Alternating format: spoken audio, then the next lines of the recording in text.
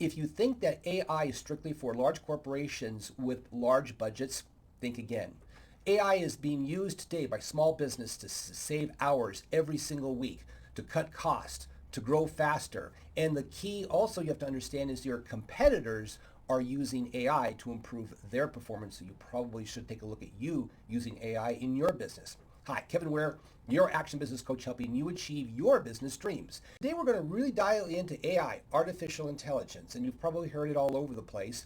Now, we're not going to go diving deep into all sorts of different tools and how to do scripting and prompt processes and all of the other techniques. What I want to do today is give you a basic understanding of the importance of AI, what it can do for you, what are the 5 main things you need to zero in on, and the 3 mistakes to avoid. So now let's go ahead and get started. Now, before we dive in, let's get this understanding. AI is not, and I emphasize not, about replacing people.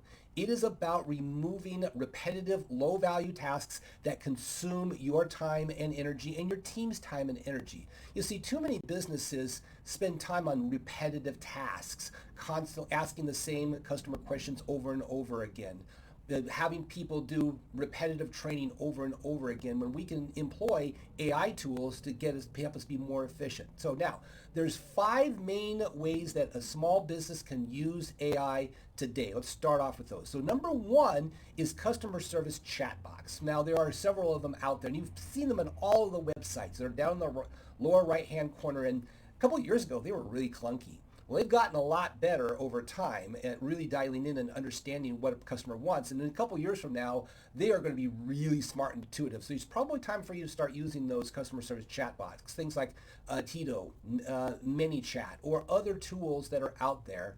Those are something you should take a look at employing. Now, people are still going to want to talk to a representative. But for those that do want to interface with a chat box and get comfortable with it, we're going to see that more and more and more. So you might as well get on the bandwagon now. Now, number 2 is my favorite, marketing creation content. So obviously ChatGPT. It's a great way for you to create content. And so you have prompts that you write in to take a look at your business and write some advertisements or marketing output that can dramatically help your business. So Jasper's another one, but my recent new favorite is a thing called HeyGen, HeyGen.com. And what it is that you can create an avatar for yourself, and then you can type up content and then let the software create the authentic video for you. It's amazing. I'm actually going to start using it myself. But what it does is that it helps you create so much more video content than you probably typically would have. One of the biggest downfalls in marketing content creation is the failure to make videos. Well, now you've got a great tool that helps you make a lot more content videos. Now, number 3 is data analysis and reporting. What this does, this helps us, well, there's tools out there that help you gather huge amounts of data that come through your processes, and it takes that data and puts together effective, efficient reports so that you don't have to spend hours going over charts, graphs, whatever that looks like to come up with some logical answers. Number 4 then is lead sourcing and customer service management automation. There's a lot of great CRMs out there. What you want to do is find some CRMs that employ some form of artificial intelligence. We use GHL, Go High Level, which has a lot of different automation tools that you can use. But what are you using? So take a look at what can be automated within a CRM system so that we're constantly touching bases with the right people. And then finally, number 5, inventory and supply predictability. Usually the old-fashioned way is to basically say, okay, how much do I have in inventory? How much am I going to predict to use? How much do I need? And we do it by hand or some simple Excel spreadsheets. But there's a lot of excellent tools out there that can go much deeper to ensure that you don't have outages or you are over-inventoried and therefore losing money on too high of an inventory. Now, what are some common mistakes that go into using artificial intelligence? Well, number 1 is jumping into AI without a specific goal. Too many times we just kind of get an idea and we fling something out. Easiest one is just going to ChatGPT, play around with it, do a few things, and then put it on the shelf. And then we hear about another tool and another tool. What you need to do is have a goal. If we're going to use a particular artificial intelligence tool or process, what is that achievement goal that you want to achieve, and get your tool to get towards that point. Now, number 2 is expecting artificial intelligence to run your business without oversights. At this point, AI is an excellent tool, but you still need to provide overall direction of what that AI is going to accomplish. You can't just throw an AI tool at it and let your business run by that. It's people are still going to always have to run business. And then finally, number three, not training your team.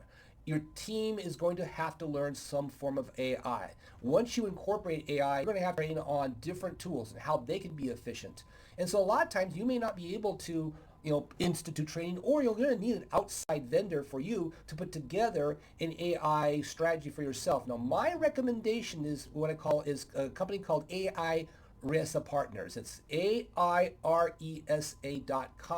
They are great at helping you put together an AI strategy and do some AI training. If you want to get an email, if you want to send them an email, it's contact at AIRESEA.com. Now, here is my challenge for you. Number one, pick one bottleneck in your business. What's the one bottleneck that's really stuffing you up in your business? What does that look like? Number two is research one. I'm going to emphasize one AI tool that can solve your bottleneck. Now, you institute that, and then number three is test that tool for 30 days.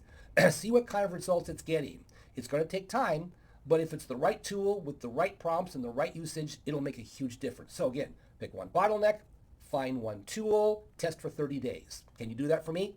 Yes, I know you can. Now, you have to understand, AI is no longer a luxury. It's a necessity. So you're going to have to start figuring out, how will I institute AI into your business?